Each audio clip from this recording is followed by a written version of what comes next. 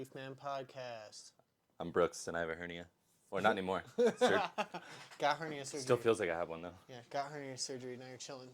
So I listen to a lot, like mostly audiobooks, but I listen to podcasts as well. And this week I listened to MFCEO a lot because it helped me learn how to be a better business owner and leader. And also, I did 75 Hard. I'm a big supporter of Andy Frisella and the things that he gives back to his community. And he had Alex Hormozy on, and that was a life-changing podcast for me to listen to. So, kind of wanted to share some of my thoughts on it. One of the things that he talked about is, one of the things that Alex Hormozy says a lot. For him, it works, and for me, it works as well. Is that anytime things get difficult, he just tells himself that he's not going to quit, and therefore he can't lose. And I think that's I don't know, man. I feel like that helps me. What do you use when like for me when I get scared of like Trico failing or like failing at my gym goals or failing at my diet or just failing as a husband or any of these things in life that like scare you. For me, I just tell myself like I know I've built enough trust with myself. I know that I'm never going to quit until the task is accomplished. So like if I don't quit, I'm not going to lose. Like it's just a matter of timing. How much patience do you have? How long are you willing to wait? I don't know. For me, that always helps to like calm down the anxieties. How about you? Yeah, I think the determining factor for me is more like you're definitely more of a motivated person than I am in that way. Because like to me it would be a level like how important is this to me? Because like everything you do, you try to do you kind of do a lot. You know what I mean? Yeah. Like you do 110% towards everything, gym, even hobbies and stuff like that. Yeah. I quit fucking hobbies all the time. I do it all the time. Yeah. I'm like, oh, this is like drawing is hard. I'm not gonna do this anymore because it's not important. It's not important to me. Yeah. But like if my relationship ever had any problems with Sarah, like if I ever had anything like that happening, that's a huge level of importance, and that would be an instance where I would say, I won't quit. Therefore, I can't lose, like you said. Yeah. That would be this situation. Like it would have to be something of major importance in my life. Yeah. Because and as much as I want to be like, yeah, I'm 110% in everything I do, I'm not. I'm just not that way. Yeah. I put all my energy into a few things. Yeah. And then you know what I mean. So I think I know I'm not the most motivating person in the world, but I'm just trying to maybe keep it grounded. Yeah. I think what I get from that. Now that I'm like thinking about it more, is that there's two different kinds of people, right? There's people who are, I don't know what you'd call it, addicted, or have addictive personalities by nature, right? It's like it goes back to that quote: "Anything worth doing is worth overdoing." Right. Or whatever, right? Which I love. Yeah, it's a great quote. Or there's like there's some people who take things always too far or too much, and then there's people who never take it far enough. And I feel like a level. You know you're a mature person, or you know that you're in control of your life when you can know whether you're quitting on something because you haven't put in enough effort or because you actually just don't enjoy it that much, right? So like you, for instance, like drawing. You tried it and you're like, this isn't for me. I'm not going to do it for the next 6 months because I didn't enjoy it as much as I thought I was going to. Yeah, I fully believe, like, I've never quit something because I thought, oh, I can't get good at this. Yeah. I could... I mean, not to have a lot of hubris or anything, but I mean, I think any human being could say that, like, if you do anything enough, you're gonna be good at it. Yeah. I could become a very, very talented artist. Yeah. But do you? But I'm enjoy not it? going to. Yeah, but do you? Because I'm not gonna put the work in because I don't like it. But it's like then it goes back to like you knew that you weren't gonna enjoy it, so you stopped. Whereas with cooking, you do enjoy it, so you Right. continue down that journey. Yeah, and I hyper obsess on that. Yeah. So it's like sometimes you just need to know like if a good human can definitely tell, I feel like, the difference between like, okay, I'm quitting on this because I don't enjoy it, or I'm quitting on this because it was hard and I don't want to put in the effort. You know what I mean? Like, yeah.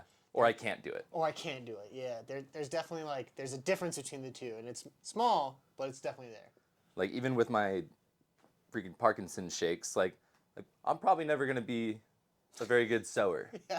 You know what I mean? Like I'll never get the thread in, but I bet I could. I'm not saying I can't. I'm just saying I'm not going to try because I know it's going to be a nightmare. Yeah. And I'm not going to like it, and I'm not going to enjoy it, and it's not going to add to my life. Yeah. It's just going to remind me that I'm going to die a very shaky person one day. Yeah. I'm going to shake myself right into my right in my coffin. Right Exactly. in my casket. But yeah, anyways, I like that and everyone has their different coping mechanisms, right? Mine is that I trust myself enough to know that like, and it comes from a place of understanding yourself and also understanding your surroundings. That saying I just won't quit, therefore I just won't lose it's also like a hard reality check because you have to think about the fact that like how do I want to say this sometimes I wouldn't even necessarily call it quitting. Sometimes you have to like assume an emerging strategy. Like this isn't working, and it's time to move on to a different tactic Yeah, that's a to good way get to. to the same goal. That was a right? good way to say it. Yeah. Yeah. So there's so many minute details to this, and that's why I have a hard time with a lot of the coaches out there and a lot of these people who like want to give advice is, oh yeah, this is the only way. This is the only way. You've never built the same business as this person. Every business in the entire world is unique. So you're giving it obsoletes, and there is no really obsoletes. The only obsolete is hard work and continuing no matter what. Those are the two things that will get you where you want to go. Always. Yeah, like I was saying, with anything, if you do it enough, you're going to be very good at it, Yeah. regardless of what it is. Repetition is, I feel like, essential to life. Yeah. Yeah, it goes back to even like failing, right? So you could you I don't even like to use the term failing because failure only has substance behind it when you have quit what you were trying to win at, right? So you haven't really lost because you didn't stop trying. You're just partway through the mission.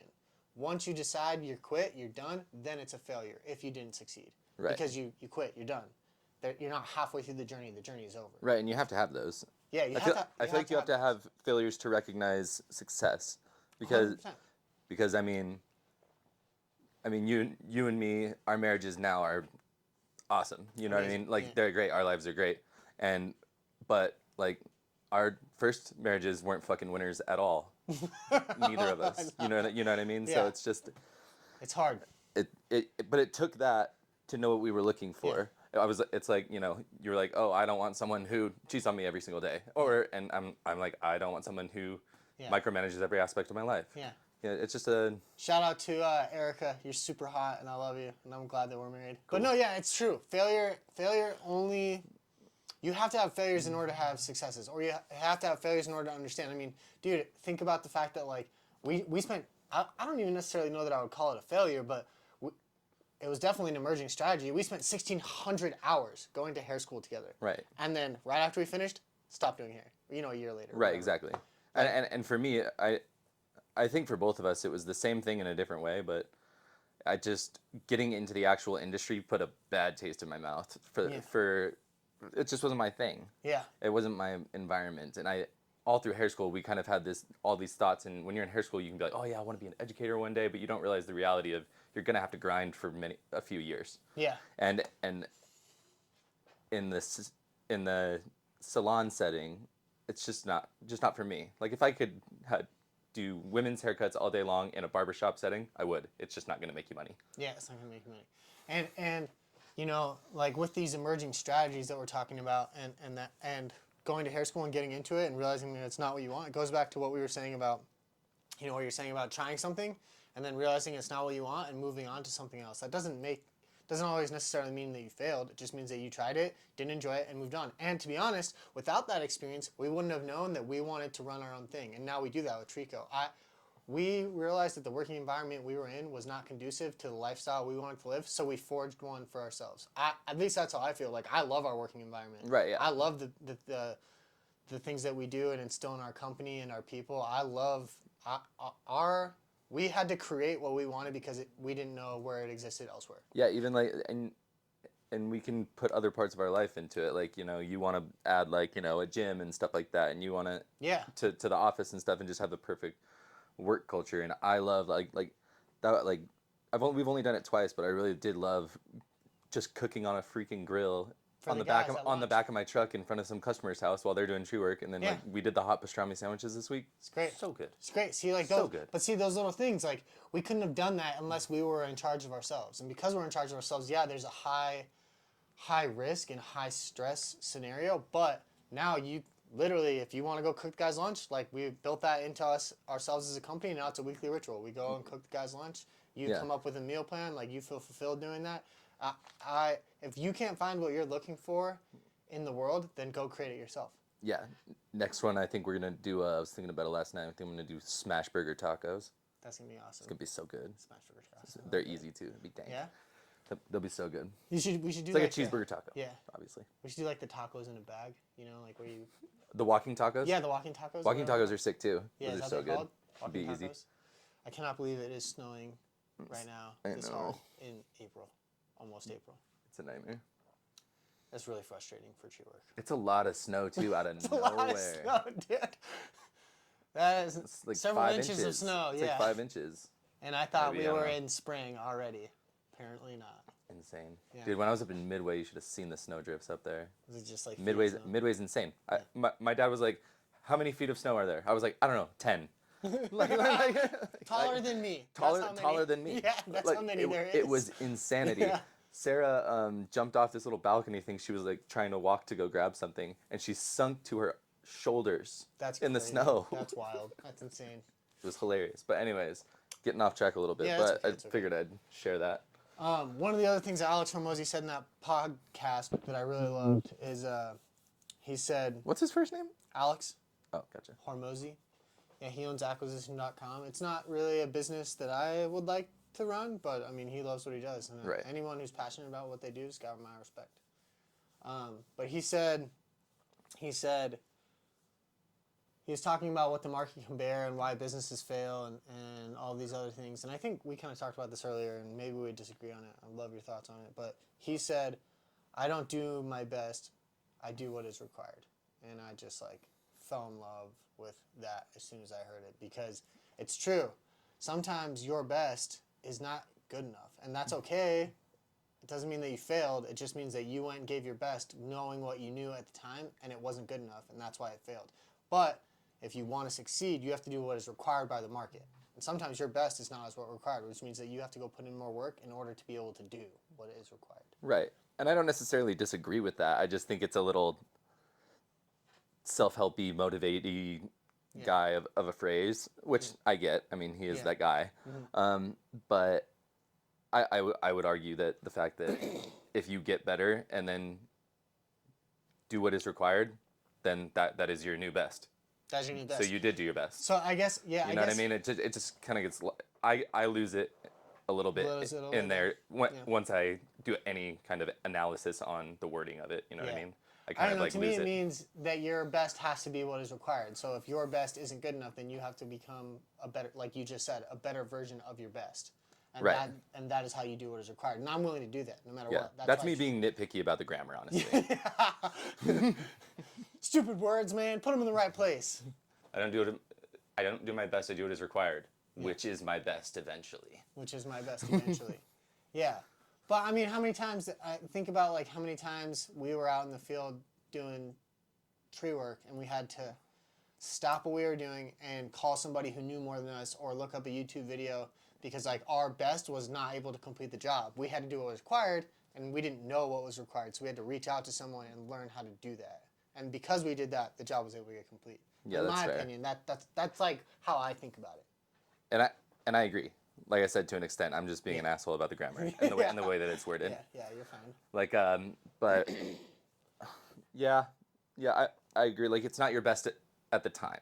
Like, Yeah. you have to do what is required. Like, you have to figure out how to sharpen this chain on site. But you don't have any clue as to how to do that, so you have to learn. Like, yeah, watch a YouTube video. And But again, it comes back- 3/8 file. you know. comes back for me. It just comes back to like, well, then that is your best. You did do your best, and Yeah. it worked. So, So your I best- don't know. Your best. But it is a good phrase. I'm Yeah. just overanalyzing it, and Yeah. you know me. Yeah. I think that leads us into kind of the last topic that I really wanted to talk about, and that's like confidence versus cockiness versus humility.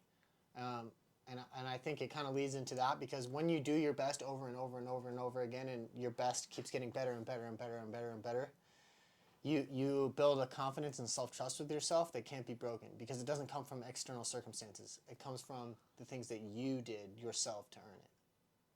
Yeah. And I think people get caught up.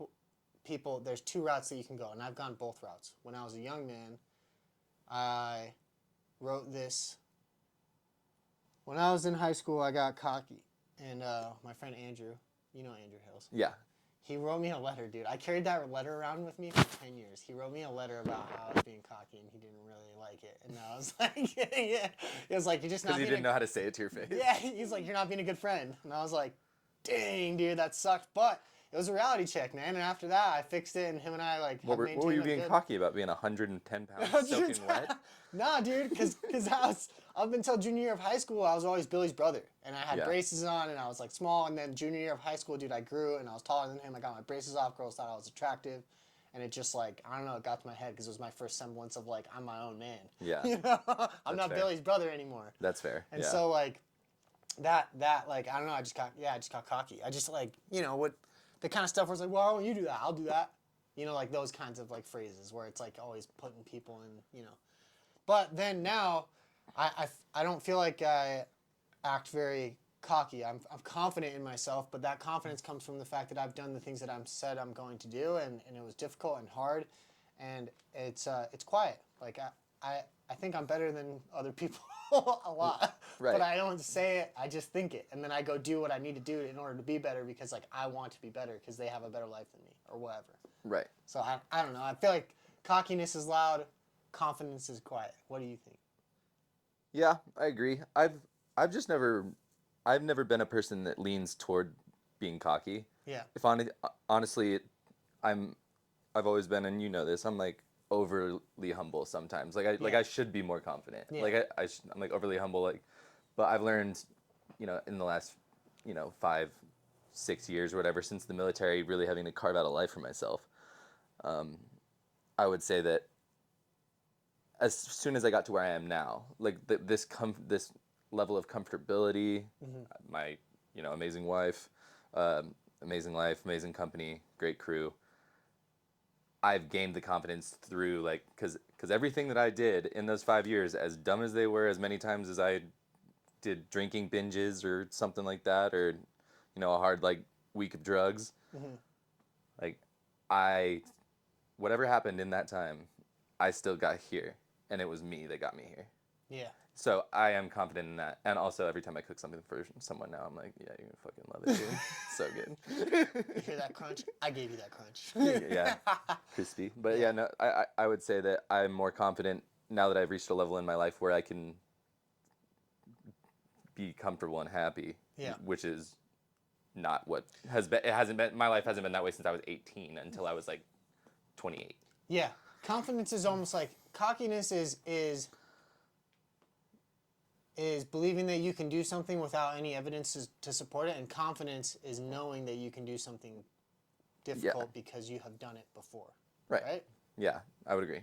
Goes back to being like, I am confident that I could learn pretty much any skill in the world. When crap hits the fan, you and I have been through it enough times that it's like, okay, yeah, cool, we'll handle it because we've done this already 1,000 times. There isn't a whole lot that we haven't experienced. I mean, there is 1,000 things, but there isn't a whole lot of stressful things that we have not dealt with that stress level before. So I'm confident that whatever goes wrong, that stress level will be comparable to the stress levels that we've had, and therefore we'll be able to get through it.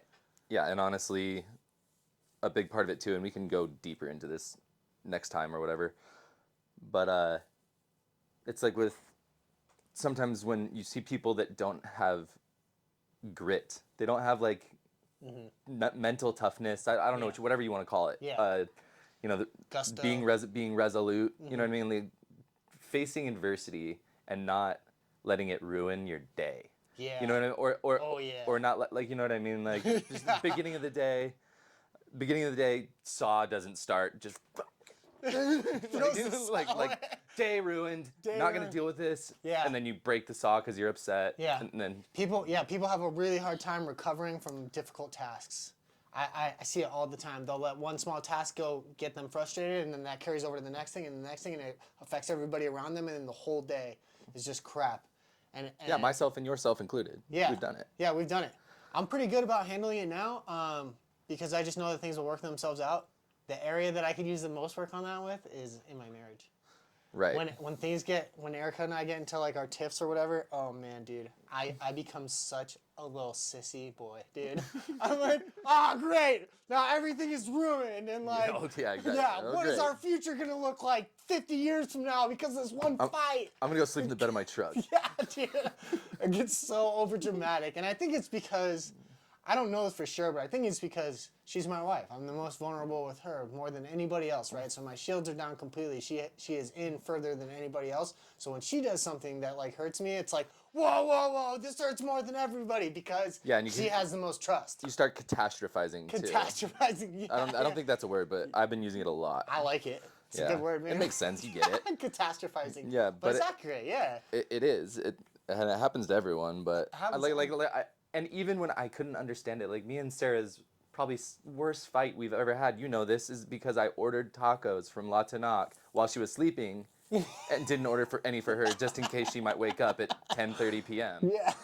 And so in my head, I'm like, there's no way that I'm wrong. Yeah. Like you were asleep. Yeah. And then like so in that argument, like that's why it got so heated, because I was like, God, this is so dumb. Why are we fighting? I'll order the tacos right now. Yeah. She's like, you didn't think of it though. And I did think of it, and I dismissed it immediately because you were sleeping. So that's like, that turned into one of our biggest fights because I'm like, God, like. It's so silly, dude. It's always so dumb. Yeah, Erica and I got into like one of our big ones because I asked her one day, I was like in a rush and Billy was over here working. We had a bunch of stuff to do and I knew that I had to leave. And I was like, I'd never ask Erica to cook for me. Right. I'm like, it makes me feel like misogynistic or something for some reason. Yeah, like, me too. Hey, make your wife cook for you. But it's like, it's literally like asking a friend for help. Like, hey, can you cook for me? Yeah. I literally don't have time working on our house. And so I asked her to cook one day, dude.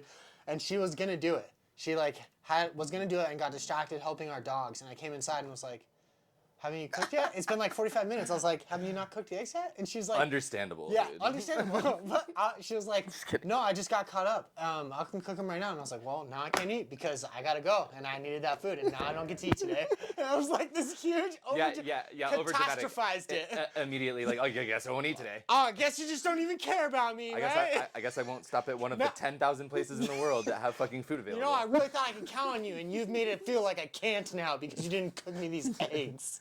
It just became like no way can I stop and get some hard-boiled eggs at the gas station. No way. Became like this huge overblown problem because I catastrophized such a simple, stupid little thing.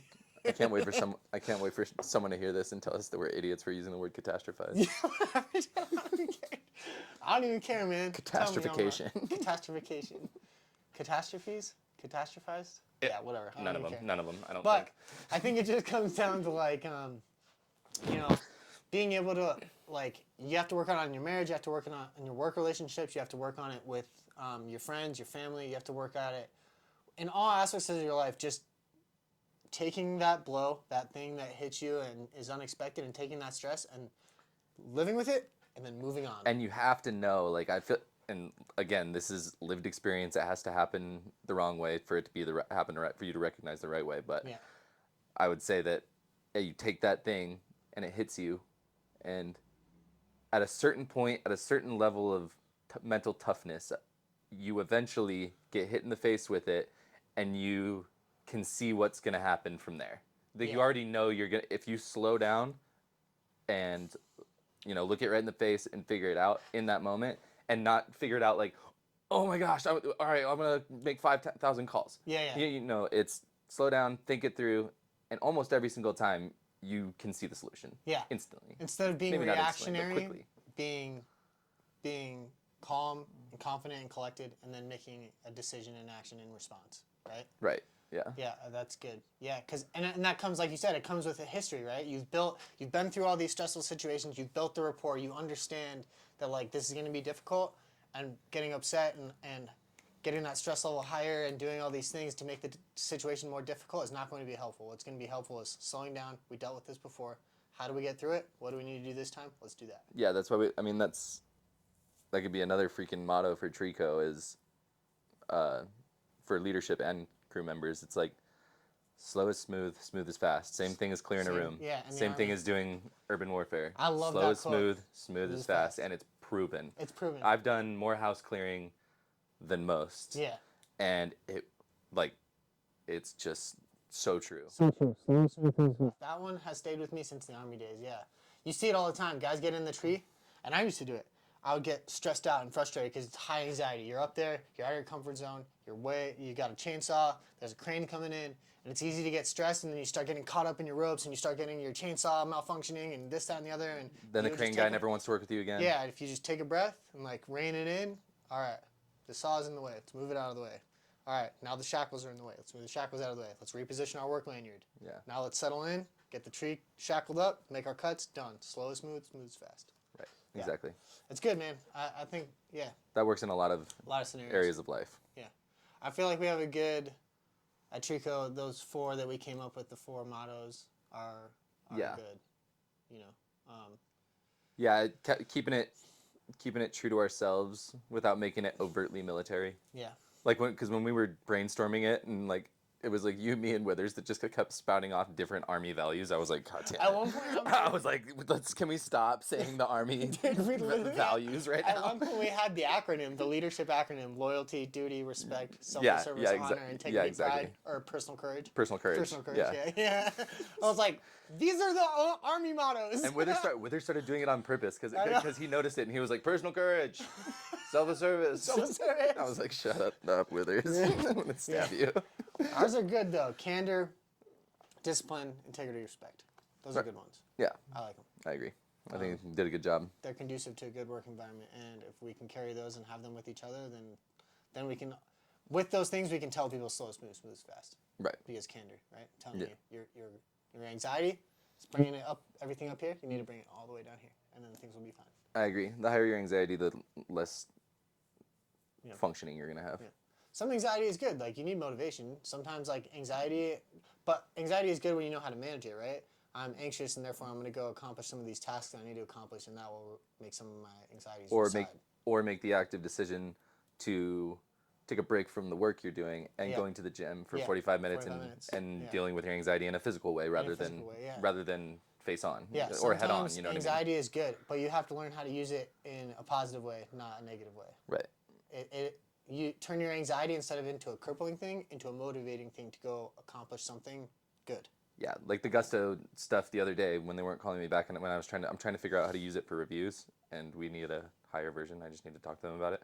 But I literally was getting so frustrated like that they wouldn't call me back, they wouldn't write me back or anything like that. And I was trying to figure it out myself, watching tutorial videos, and I was hating it. I was getting so pissed. I was having anxiety. And I literally in that moment, I was like, you know what? I'm gonna take a break. I took a break. I went downstairs. I turned on Far Cry 5, and I killed about 1,000 fake cultists in the video game. Felt a lot better.